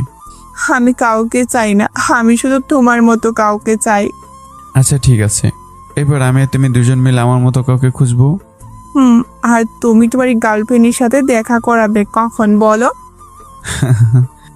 হে কি, তুমি হাসতেছো কেন? জীবনে সব ভালোবাসা পূর্ণতা পায় না, ঠিক তেমনি আমারটাও পূর্ণই থেকে গেছে। মানে? খুলে বলো। এরপর শিমলাকেও সবকিছু খুলে বললাম। আফসোস হয় মেয়েটার জন্য, তুমি ওকে এত ভালোবাসো আর ও তোমাকে বুঝতো না। হয়তো। এখন কি করার ইচ্ছা? কোনো ইচ্ছে নেই, শুধু জান্নাতকে মানুষের মতো মানুষ করব, আর আমি বাকি জীবনটা এভাবে কাটিয়ে দেব। কেন শুধু শুধু নিজের জীবনটা কিভাবে নষ্ট করে দিচ্ছ? তুমি চাইলে আবার নতুন করে শুরু করতে পারো সব কিছু। কোনো প্রয়োজন নেই। আমি আর এই সম্পর্কে তোমাকে কিছু বলবো না। আচ্ছা, আমরা তো এখন ফ্রেন্ড, তাই না? হ্যাঁ, কেন? আজকে যেহেতু তোমার বার্থডে, তাই আমাকে ট্রিট দিতে হবে, সব বিল কিন্তু তোমাকে পে করতে হবে। আচ্ছা। এরপর আমি জান্নাত আর শিমলা 3 জন মিলে দুপুরের খাবার খেতে চলে গেলাম। আমি ভাবতে পারিনি যে শিমলা এত সহজে সব কিছু মেনে নেবে। ভেবেছিলাম অনেক জেদ করবে, কিন্তু না, আমি একে বোঝাতে সক্ষম হয়েছি। সব কিছু এখন ক্লিয়ার হয়ে গেছে, আর কোনো ভয় নেই। এরপর থেকে নিশ্চিন্ত অফিসে যাওয়া যাবে। আজকে আমি অনেক খুশি। একে তো আমার আপু খুব খুশি আজকে সেই কারণে, আর 2, শিমলার পিছু ছাড়াতে পেরেছি। এরপর শিমলাকে ওর বাসায় ড্রপ করে আমি আর জান্নাত আমাদের বাসায় চলে এলাম। এইভাবে দেখতে দেখতে 1 বছর কেটে গেল। আমি এখন বেশ ভালোই অফিস চালাচ্ছি, আর এখন আমার আগের মতো আদিবার কথা মনেও পড়ে না, আগের মতো চোখের পানিও ঝরায় না। জান্নাত এসএসসি পরীক্ষা অনেক ভালো রেজাল্ট করেছে। এখন সে আমাদের বাসার একটা পাশেই গার্লস কলেজে পড়াশোনা করতেছে। অন্যদিকে আদিবা বেশ ভালো করে নিজের অফিসের সব দায়িত্ব বুঝে নিয়েছে। এখন না সে আগের আদিবা নেই, এই আদিবা এখন অনেক শক্ত মনের আদিবা। এখন সে একটা কোম্পানির বস, তাকে তো শক্ত হতে হবে। কিন্তু রাত হলে যেন এই শক্ত মনের আদিবা মোমবাতির মতো গলে যায়। মানে আমার কথা ভেবে এখনো চোখের পানি ফেলে আদিবা। আদিবার বিশ্বাস যে একদিন আমাকে খুঁজে পাবেই। এখন আদিবা অনেক জায়গায় গিয়ে আমার ছবি দেখিয়ে খুঁজে বেড়ায়। এদিকে আদিবার বাবা অনেক চিন্তায় আছে, কারণ তার একটা মাত্র মেয়ে। তার কত ইচ্ছে ছিল মেয়ের ধুমধাম করে বিয়ে দেবে, সেটার হলো কই। আদিবা তো বিয়ের জন্যই রাজি না। প্রায় 1 বছর কেটে গেছে। নিজের মুখ দিয়ে মেয়েকে বিয়ের কথা বলতে বলতে আজ তিনি হাঁপিয়ে গেছেন। তাই আর এখন আদিবাকের বিয়ের কথাই বলে না। এদিকে শিমলা আর রাফি, তাদের বিয়ের 5 মাস হতে চলেছে। আপনারা হয়তো অবাক হচ্ছেন, অবাক হওয়ার কিছু নেই, আমি বলতেছি। আমি শিমলাকে ফিরিয়ে দেওয়ার পর প্রথম কয়েকদিন শিমলার মুখ সবসময় কালো থাকতো। এরপর আস্তে আস্তে সব ঠিক হয়ে যায়। প্রথম 1 মাসের মধ্যেই আমার আর শিমলার খুব ভালো ফ্রেন্ডশিপ হয়ে যায়। যেহেতু আমি শিমলার ফ্রেন্ড ছিলাম, তাই শিমলা আমাকে তার সব কথা খুলে বলতো, আর আমি ওকে বিভিন্ন পরামর্শ দিতাম। তো একদিন আমি আর শিমলা ক্যান্টিনে বসে লাঞ্চ করতেছিলাম। সেদিন খেয়াল করলাম শিমলার মুখ আজকে কালো। তাই জিজ্ঞাসা করলাম, শিমলা, আজকে তোমার কি হয়েছে? সে সকাল থেকে দেখতেছি তোমার মুখ কালো হয়ে আছে। তোমাকে কি বলবো বলো, আব্বু আম্মু বিয়ের জন্য চাপ দিচ্ছে। তো কি হয়েছে, বিয়েটা করে নাও। যে কাউকে তো আর বিয়ে করা যায় না। তাহলে তোমার আব্বু আম্মুকে বলো যে তোমার পছন্দের কেউ আছে। আব্বু আমাকে আগেই বলেছে আমার কাউকে পছন্দ হলে তার সাথে আমার বিয়ে দিবে। তাহলে তো প্রবলেম ক্লিয়ার। কোনো কিছু ক্লিয়ার না, আমার তো কোনো বয়ফ্রেন্ড নেই, তো কাকে নিয়ে যাব আব্বুর কাছে? না জানি যার সাথে আমার বিয়ে ঠিক হবে সে কেমন হয়। আচ্ছা তুমি চিন্তা করো না, আমি দেখতেছি বিষয়টা। এইভাবে 2 দিন কেটে যায়। হঠাৎ করে আমার মাথায় একটা অনেক বড় বুদ্ধি এলো। রাফির কোনো গার্লফ্রেন্ড নেই, আর তাছাড়া আঙ্কেল আন্টি তো আমাকে প্রায় বলে যে রাফিকে বুঝে একটা বিয়ে করিয়ে দিতে। তাই আমি রাফির কাছে যাই। রাফি তো প্রথমে রাজি হচ্ছিল না, অনেক জোরাজুরি করে রাফিকে রাজি করাই। এরপর যাই শিমলার কাছে। শিমলাকে রাফি সম্পর্কে অনেক ভালো বলে রাজি করাই। তার পরিবারের সবাই তো এক কথায় রাজি হয়ে যায়, কারণ 2 পরিবারই চাচ্ছিল যে তাদের সন্তান বিয়ে করুক। এভাবে শিমলার রাফির বিয়েটা আমি দিয়ে দেই। এখন ওরা দুজনে অনেক খুশি। অনেক হয়েছে, অনেক পুরনো কথা বলা হয়েছে। এবার চলুন গল্পে ফেরা যাক। নিজের কেবিনে বসে ল্যাপটপে একটা অফিসিয়ালি কাজ করছিলাম। তখন অফিসের ম্যানেজার আসলো। ও হ্যাঁ, আপনাদের তো বলা হয়নি, আগের ম্যানেজার মানে নাসির আঙ্কেল, তার অনেক বয়স হয়েছে, তাই আমি তাকে এখন রেস্ট নিতে বলি। তিনি তো আমাকে একা রেখে যেতেই চাচ্ছিলেন না। তারপরেও আঙ্কেলের ছেলেকে বুঝিয়ে আঙ্কেলকে চাকরি থেকে অবসরপ্রাপ্ত করাই। আর আঙ্কেলের জায়গায় নতুন ম্যানেজার এখনও নিয়োগ করা হয়নি। আপাতত অফিসের একজন পুরনো স্টাফ ম্যানেজার পদে আছেন। কয়েকদিন পরে নতুন ম্যানেজার নিয়োগ করা হবে। স্যার ভিতরে আসবো? হ্যাঁ আসুন, বসুন। ধন্যবাদ স্যার। স্যার আজকে ইউএস থেকে অনেক বড় একটা প্রজেক্ট এসেছে আমাদের কোম্পানির কাছে। কি প্রজেক্ট দেখি? এরপর প্রজেক্টের ফাইল আমার দিকে এগিয়ে দিল। আমি ফাইলটা দেখতে লাগলাম। আমি ফাইল দেখে পুরো অবাক, কারণ এত বড় প্রজেক্ট আমি আগে কখনো করিনি। আর ফাইলগুলো কমপ্লিট করতে অনেক সময়ের দরকার, আর এখানে মাত্র 1 মাসের টাইম দেওয়া আছে। এটা আমার পক্ষে করা সম্ভব হবে না। তাই আমি ম্যানেজারকে বললাম, সব কিছু ঠিক আছে, কিন্তু এত বড় প্রজেক্ট মাত্র 1 মাসে আমরা হ্যান্ডেল করতে পারবো না, আপনি না করে দিন। স্যার আমি জানি আমরা পারবো না, তাই আমি এর বিকল্প পরিকল্পনা করে রেখেছি। ম্যানেজারের কথা একটু অবাক হলাম।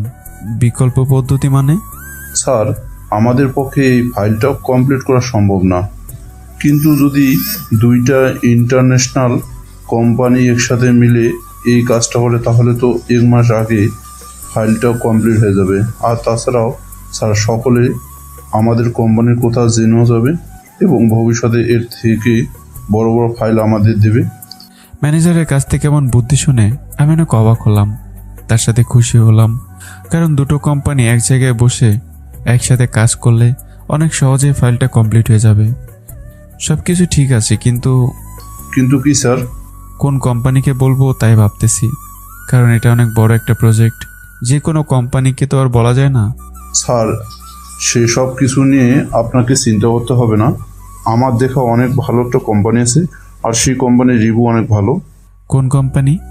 এরপর ম্যানেজার আমার সামনে থেকে আমার ল্যাপটপ নিয়ে গুগল থেকে একটা কোম্পানি সার্চ করে বের করলো, সেটা আমার সামনে ধরলো। স্যার এটা হচ্ছে ঢাকার একটা বড় কোম্পানি, এডিবি ইন্ডাস্ট্রিজ। এই কোম্পানির কোনো ব্যাড কমেন্ট নেই, আপনি নিজেই চেক করে দেখুন। এরপর আমি কোম্পানি সব কিছু দেখতে লাগলাম।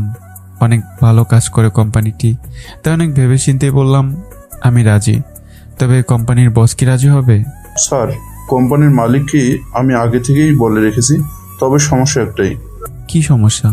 সমস্যা আছে স্যার, কোম্পানির যে মালিক তিনি একজন মেয়ে, আর সিলেট তার কোনো রিলেটিভ নেই।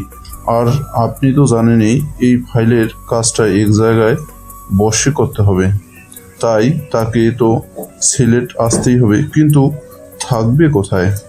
কোথায় আবার? হোটেলে থাকবে? স্যার আপনি হয়তো ভুলে গেছেন, আমাদের অফিস থেকে হোটেল অনেক দূর। সেখান থেকে রোজ এখানে আসতে হলে দিনের অর্ধেক টাইম শেষ হয়ে যাবে। তাহলে এখন কি করতে চান আপনি? বলেছিলাম যে স্যার আপনার বাসা তো পুরোটাই খালি, শুধু আপনি আর আপনার বোন থাকেন। তাহলে যদি আপনি দয়া করে 1 মাসের জন্য ম্যাডামকে আপনার বাসায় থাকতে দিতেন। এটা সম্ভব না, আপনি অন্য একটা কোম্পানি দেখেন। স্যার প্লিজ না করবেন না। আমি তাদেরকে কথা দিয়ে ফেলেছি যে আমরা তাদেরকে এই প্রজেক্ট শেয়ার নেব। আমার খুব রাগ হচ্ছিল। এই জন্যে আমি একে পার্মানেন্ট ম্যানেজার বানাইনি, কারণ আমি জানি এই ছেলে সবসময় একটু বেশি বোঝে। আপনাকে এই জন্যই আমি প্লিজ স্যার, না করবেন না, আর কখনো এমন ভুল করব না। Sorry sir.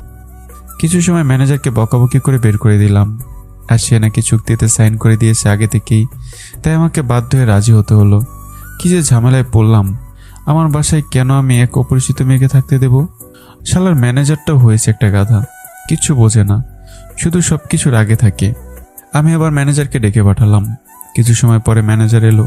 স্যার আসবো? হ্যাঁ আসুন। স্যার কিছু বলবেন? হ্যাঁ, মেয়েটা কখন আসবে? স্যার কাল বিকালে আসবে, আনুমানিক 4টা অথবা 5টা সময় আসবে। আমার বাসার ঠিকানা দিয়েছেন? জি স্যার দিয়েছি। এটাই আপনার দোষ, আপনি সব কিছুর আগেই থাকেন। আমি কি আপনাকে আমার বাসার ঠিকানা দিতে বলেছি? সরি স্যার, ভুল হয়ে গেছে। আপনি আমাকে পাগল করে দেবেন। আপনি এখন আসেন, আগে প্রজেক্টটা শেষ করে নেই, তারপর আপনাকে দেখতেছি। এরপর ম্যানেজার আর কিছু না বলে ভয়ে ভয়ে চলে গেল। এরপর আমি আমার কাজে মন দিলাম। এদিকে আদিবা অফিসে মন খারাপ করে বসে আছে। তখন অফিসের একজন কর্মচারী এসে বলল, ম্যাম ভিতরে আসবো? আসুন। ম্যাম, সিলেটে যে লোকটার সাথে চুক্তি হয়েছিল সেই লোক তার বসকে রাজি করেছে, কালকে আপনার যেতে বলেছে। আচ্ছা, আপনি আসুন এইবার। এরপর অফিসের কর্মচারী লোকটা চলে গেল। আদিবার মুখে একটা হাসি ফুটে উঠল, কারণ সে কালকে সিলেট যাবে। তার বিশ্বাস সে আমাকে সিলেটে খুঁজে পাবে। তার কারণ প্রায় আমি বলতাম সিলেট আমার খুব প্রিয়, কিন্তু একটা দুর্ঘটনার কারণে সিলেট আর ভালো লাগে না। আমি একদিন তাকে বলেছিলাম যে পড়াশোনা শেষ করে আবার সিলেট ফিরে যাব। এই কথাটা আদিবার মাথায় আজও ঘুরপাক খায়। সিলেট যাওয়ার কারণ এই প্রজেক্ট না শুধু, আদিবার সিলেট যাওয়ার মূল কারণ হচ্ছে আমি। তার বিশ্বাস সে আমাকে সিলেটে খুঁজে পাবেই। কোথায় কিভাবে খুঁজবে সেটা জানে না, তবে যেভাবে হোক খুঁজে বের করবেই। এরপর আদিবা অফিস থেকে বাসায় যায়। বাসায় গিয়ে তার বাবাকে রাজি করায়। তার বাবা তো রাজি হচ্ছিল না। কি করে তার মেয়েকে একা একটা শহরে তিনি ছেড়ে দিবে? কিন্তু আদিবার জেদ বাধ্য করে রাজি হতে। আদিবা তার সব কিছু গুছিয়ে রাখে, কারণ কাল সকালে খাবার খেয়ে বেরিয়ে যাবে সে। যেতে যেতে হয়তো বিকেল হয়ে যাবে। এদিকে আমি অফিস শেষ হওয়ার একটু আগে বাসায় চলে আসি। বাসায় এসে কলিং বেল বাজাতে আপু এসে দরজা খুলে দেয়। আমাকে দেখে একটা মুচকে হাসি দিয়ে বলল, ভাইয়া আজকে তুমি এত তাড়াতাড়ি বাসায় আসলে যে? তোকে নিয়ে আজকে একটু ঘুরতে বের হবো, তাই তাড়াতাড়ি বাসায় চলে এসেছি। সত্যি ভাইয়া? হ্যাঁ সত্যি। আচ্ছা ভাইয়া, তুমি ফ্রেশ হয়ে এসো, আমি তোমার জন্য খাবার রেডি করতেছি। ওকে মহারানী। এরপর আমি ফ্রেশ হয়ে একেবারে রেডি হয়ে বের হলাম, কিন্তু নিচে এসে অনেক অবাক হলাম, কারণ জান্নাত নতুন জামা কাপড় পরে একদম রেডি। কি রে আপু, তুই এত তাড়াতাড়ি রেডি হলে কিভাবে? বাইরে আমি ঘুরতে যাব না, দেরি করলে তো আমারই লস। পাগলি একটা। এরপর খাবার খেয়ে জান্নাতকে নিয়ে ঘুরতে বের হলাম। অনেক ঘোরাঘুরির পরে জান্নাতকে বললাম, আপু তোমার কাছে একটা গিফট চেয়েছিলে না? কখন? কেন মনে নেই? বলেছিলে একদিন যে পরীক্ষায় যদি ভালো রেজাল্ট করিস তাহলে আমি যেন তোকে একটা গিফট দেই। ও হ্যাঁ, আমার গিফট কই? এখন মনে পড়েছে? আচ্ছা, তোকে 2 দিন পরে গিফট দেব, ওকে? ওকে ভাইয়া। এরপর আমি আর আপু বাসায় চলে এলাম। এইভাবে আজকের দিনটাও কেটে গেল। সকাল সকাল জান্নাতের ডাকে আমার ঘুমটা ভেঙে গেল। আমি হালকা চোখ মেলে দেখি জান্নাত হাতে চায়ের কাপ নিয়ে দাঁড়িয়ে আছে। জান্নাতের জন্য ঘুম থেকে উঠতে বাধ্য হলাম। ভাইয়া তুমি যে এত ঘুম কোথায় পাও কে জানে। ধুর, ভালো লাগে না রোজ সকাল সকাল তুই আমার ঘুম ভাঙিয়ে দিস। যার জন্য করি চুরি সেই বলে চোর। তুমি তো আমাকে এসে বলো যে জান্নাত কাল সকালে একটু তাড়াতাড়ি ডেকে দিস, সকালে অফিসে অনেক কাজ আছে। সরি, এই যে কান ধরছি বোন। হয়েছে, আর মজা করা লাগবে না। ফ্রেশ হয়ে চা খেয়ে নিও, এই যে টেবিলের উপর রেখে গেলাম। বেশি লেট করলে চা ঠান্ডা হয়ে যাবে কিন্তু। আচ্ছা মহারানী। এরপর জান্নাত আমার বিছানা গুছিয়ে রেখে নিচে চলে গেল। আমি ওয়াশরুমে ফ্রেশ হতে চলে গেলাম। ফ্রেশ হয়ে এসে জান্নাতের বানানো চা খেতে লাগলাম। আমার বোনের কথা আর কি বলবো, একদম অস্থির চা বানায়। যে একবার মুখে দেবে সে আর জীবনে বলতে পারবে না। আমি আমার সব কাজ সেরে একবারে রেডি হয়ে নিচে গেলাম। সেখানে গিয়ে দেখি জান্নাত আমার জন্য খাবার টেবিলে বসে আছে। আমি এর কাছে গিয়ে বললাম, এবার তাড়াতাড়ি খাওয়া শুরু কর দেখি। ভাইয়া। জান্নাত, তোকে একটা কথা বলতে আমার মনেই ছিল না। কি কথা ভাইয়া? আজকে আমাদের বাড়িতে একজন নতুন অতিথি আসবে। 1 মাস আমাদের বাসায় থাকবে। কে আসবে ভাইয়া? আসবে একটা মেয়ে, অফিসের কাজের জন্য আমাদের বাসায় থেকে আমাদের সাথে কাজ করবে। ওয়াও, তাহলে তো ভালোই। এত বড় বাড়িটা একদম ফাঁকা থাকে সব সময়, কেউ আসলে তো অনেক ভালো হয়। হ্যাঁ, আর বউকে বলে দিস এরপর থেকে যেন 3 জনের খাবার রান্না করে। আচ্ছা ভাইয়া। তুই কলেজে যাবি না আজকে? না ভাইয়া, আজকে যেতে ইচ্ছে করতেছে না। আচ্ছা যাস না তাহলে, আমি অফিস যাচ্ছি, আসতে লেট হলে চিন্তা করা লাগবে না। আচ্ছা ভাইয়া। হ্যাঁ, আমি গেলাম। ভাইয়া, অফিস থেকে আসার সময় আমার জন্য ফুচকা চকলেট নিয়ে আসবে কিন্তু। আচ্ছা। এরপর আমি গাড়ি বের করে অফিসের উদ্দেশ্যে রওনা দিলাম। আজকে ড্রাইভার চাচা আসবে না, উনি 1 সপ্তাহের ছুটি নিয়েছে, তাই আমি ড্রাইভ করতে লাগলাম। অন্যদিকে আদিবা তৈরি হয়ে সিলেটের উদ্দেশ্যে রওনা দিল। আদিবার বাবা তো আদিবাকে আসতে দিতে চাচ্ছিল না। আদিবা অনেক বুঝিয়ে বাসে উঠে পড়ল। আদিবার বাবা আদিবাকে নিজেদের গাড়িতে করেই যেতে বলেছে, কিন্তু আদিবা ইচ্ছে করে আনেনি, সেইভাবে বাসে করে যেতে চায়। আদিবা নিজের সিটে বসে আমার কথা ভাবতেছে। সেই কবে শেষ দেখা হয়েছিল, সেই দিন কতই না খারাপ কিছু ঘটেছিল। আদিবার চাইলেও জীবন ওই দিনগুলোর কথা বলতে পারবে না। আদিবার চিন্তার ঘোর কাটলো আমার কোম্পানির ম্যানেজারের ফোনে। আদিবার নাম্বার একবার দেখে রিসিভ করলো। ম্যাম, আপনি কি রওনা দিয়েছেন? জি, এইমাত্র বাসে উঠলাম। ম্যাম, আপনি সিলেট বাস স্ট্যান্ডে আসার 10 মিনিট আগে আমাকে ফোন দেবেন, আমি গাড়ি নিয়ে আপনাকে নিতে আসবো। আর আপনাকে অনেক ধন্যবাদ এত বড় কোম্পানির সাথে আমাদের কোম্পানির ডিলটা করার জন্য। ম্যাম, আমাকে ধন্যবাদ দেওয়ার কিছু নেই, আপনি বরং আমাদের কোম্পানির বসকে ধন্যবাদটা দিন। অবশ্যই। আর আপনাদের কোম্পানির মালিকের নামটা যেন কি? আদিবা মনে মনে ভাবলো মালিকের নামটা জেনে রাখা উচিত, তার কিছু না ভেবে জিজ্ঞাসা করে ফেললো। জি, শ্রাবণ আহমেদ ইমন স্যার, কোম্পানিটা। আদিবা শ্রাবণ নামটা শুনে চুপ হয়ে গেল, বুকের ভিতরটা কেঁপে উঠলো, আর ভাবলো এটা যদি আমার শ্রাবণ হতো তাহলে কতই না ভালো হতো, আমাকে আর কষ্ট করে শ্রাবণকে খোঁজা লাগতো না। ম্যানেজার দেখলো যে আদিবা চুপ হয়ে আছে, তিনি আবারও বললেন, হ্যালো ম্যাম, কথা বলতেছেন না কেন? ম্যানেজারের কথায় আদিবার ঘোর কাটলো, তাই কিছু বুঝতে না দিয়ে স্বাভাবিকভাবে উত্তর দিল, ও আচ্ছা, বুঝতে পারছি, ধন্যবাদ। আপনাকেও ধন্যবাদ। এরপর ফোন কেটে দিল আদিবা। আজ নিজেই নিজেকে বলতে লাগলো, আমার মাঝে মাঝে যে কি হয়ে যেত তা আমি নিজেই জানি না। এভাবে আমি থাকতে পারবো না, আমাকে যেভাবেই হোক শ্রাবণকে খুঁজে বের করতে হবে। আমি জানি শ্রাবণ হয়তো আমার উপরে অনেক রাগ অভিমান করে বসে আছে, কিন্তু আমি ওকে একবার পেলে, শুধুমাত্র একবার পেলে আর যেতে দিব না, আর সব রাগ অভিমান ভেঙে দিব। কিন্তু শ্রাবণ কি এখন আমার জন্য অপেক্ষা করে আছে, নাকি ও বিয়ে করে ফেলেছে? না না, আমি এগুলো কি ভাবতেছি? আমি থাকতে ও কখনো অন্য কাউকে বিয়ে করতে পারে না। আমি কিছুই ভাবতে পারতেছি না, আমার মাথা ব্যথা করতেছে। আমাকে যেভাবেই হোক শ্রাবণকে খুঁজে বের করতে হবে, তা না হলে আমি এভাবে বাঁচতে পারবো না। এইগুলো ভাবতে ভাবতে আদিবা বাসের সিটে হেলান দিয়ে ঘুমিয়ে পড়ল, আর বাস তার আপন গতিতে চলতে থাকলো। এদিকে আমি নিজের কেবিনে বসে আছি। এখন হাতে তেমন কোনো কাজ নেই, তাই বসে আছি আর অনেক কিছু চিন্তা করতেছি। তখনই ম্যানেজার এলো। স্যার, ভিতরে আসবো? হ্যাঁ, আসুন। স্যার, এই যে নতুন প্রজেক্টের সব কাগজপত্র আর ল্যাপটপে সকল প্ল্যান করা আছে। ম্যানেজার আমার দিকে কিছু কাগজের ফাইল আর একটা ল্যাপটপ দিয়ে বলল। আমি সব কিছু দেখতে লাগলাম। এরপর সব কিছু দেখে বললাম, হ্যাঁ সব ঠিক আছে, গুড জব। ধন্যবাদ স্যার। সব কিছুই ঠিক আছে, আমাদের হাতে কিন্তু বেশি সময় নেই। আপনাকে আমি সব ফাইলের 1 কপি করে দিচ্ছি। আপনি এগুলো আমাদের সকল স্টাফদের দিয়ে দিন, আর বলবেন যে ফাইলটা যেন তারা খুব গুরুত্বপূর্ণভাবে দেখে, আর কাজ শেষ হলে অফিসের পক্ষ থেকে পার্টি দেওয়া হবে। সবাইকে এটাও জানিয়ে দিন। জি স্যার, আমি এখনই সবাইকে গিয়ে জানিয়ে দিচ্ছি। আর আপনার সে ম্যাডাম কোথায়, আসবে নাকি আসবে না? জি স্যার, আসবে না, রওনা দেওয়া শেষ। এই ছেলে তো দেখি ম্যাডামকে নিয়ে অনেক ইন্টারেস্ট। আমার তো এটা ভালোই লাগতেছিল না, তাই বললাম, আচ্ছা আপনি এখন আসেন। এরপর ম্যানেজার চলে গেল।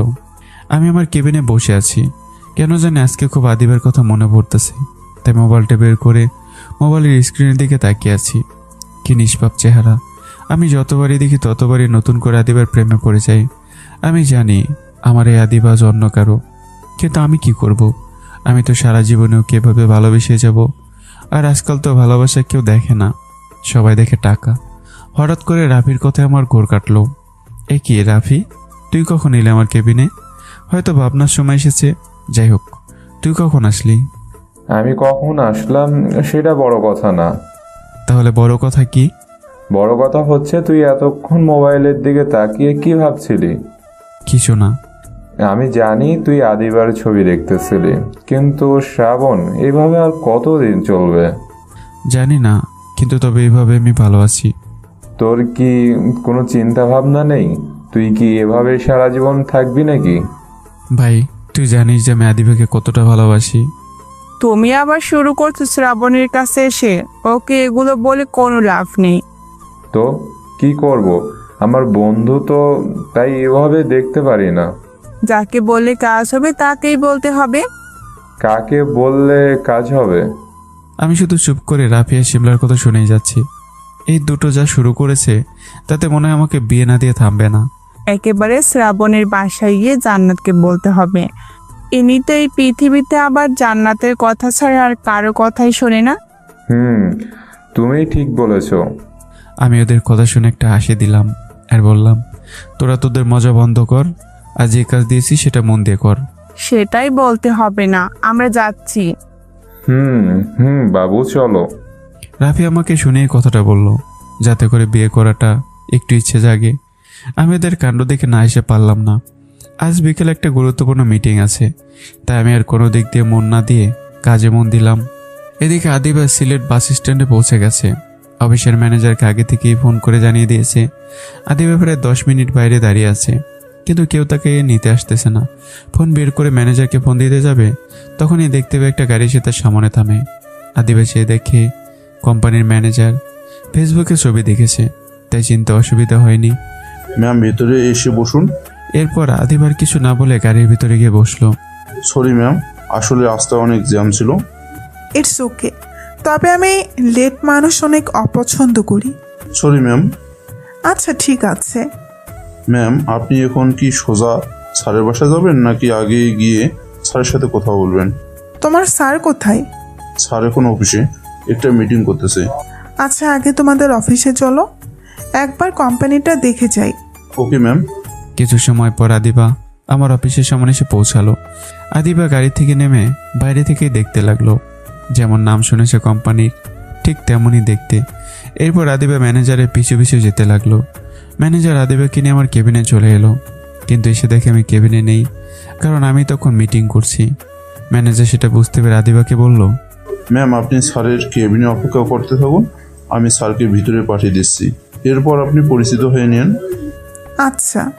এরপর আদিবা আমার কেবিনে একটা চেয়ার টেনে বসে পড়লো আর চারদিকে তাকিয়ে দেখতে লাগলো। আদিবার এক দেখাতেই অফিসটা ভালো লেগে গেল। এর বাইরে থেকে যত সুন্দর, ভেতরে তার থেকে বেশি সুন্দর। আদিবা চুপ করে বসে রইল আর মনে মনে বলতেছে, কখন আসবে অফিসের বস, কে জানে। আজকে সারাদিন এসে অনেক ক্লান্ত হয়ে গেছে। এদিকে আমি একটা কোম্পানির সাথে মিটিং করে কনফারেন্স রুমে গেলাম। সেখানে গিয়ে দেখি ম্যানেজার দাঁড়িয়ে আছে। আমি সেখানে যাওয়ার সাথে সাথেই বলল, স্যার, মিটিং শেষ হয়েছে? হ্যাঁ, আর আমি এখন বাসায় যাচ্ছি, অনেক ক্লান্ত লাগতেছে। এই বলে আমি রুম থেকে বেরোতে যাব, তখনই ম্যানেজার আবার বলল, স্যার, আপনার সাথে দেখা করার জন্য একজন অপেক্ষা করতেছে। আমার সাথে এখন আবার কে দেখা করতে চায়? স্যার, আপনাকে বলেছিলাম না, ওই যে এডিবি ইন্ডাস্ট্রির মালিক। ও, উনি এসেছেন? কোথায়? জি স্যার, ম্যাডামকে আমি আপনার কেবিনে নিয়ে এসে গিয়েছিলাম, কিন্তু সেখানে আপনাকে পাইনি, তাই ম্যামকে আপনার কেবিনেই রেখে এসেছি। ও আচ্ছা, আমি তাহলে দেখা করে আসি।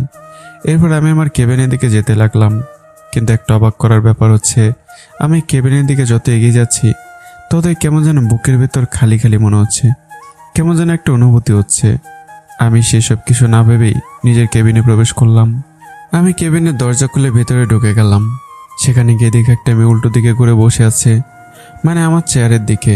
আমি আর একটু সামনে গিয়ে কোনো দিকে না তাকিয়ে নিজের চেয়ারে গিয়ে বসলাম। চেয়ারে বসে যেই মাত্র সামনে তাকালাম, আমার চোখ দুটো বড় হয়ে গেল।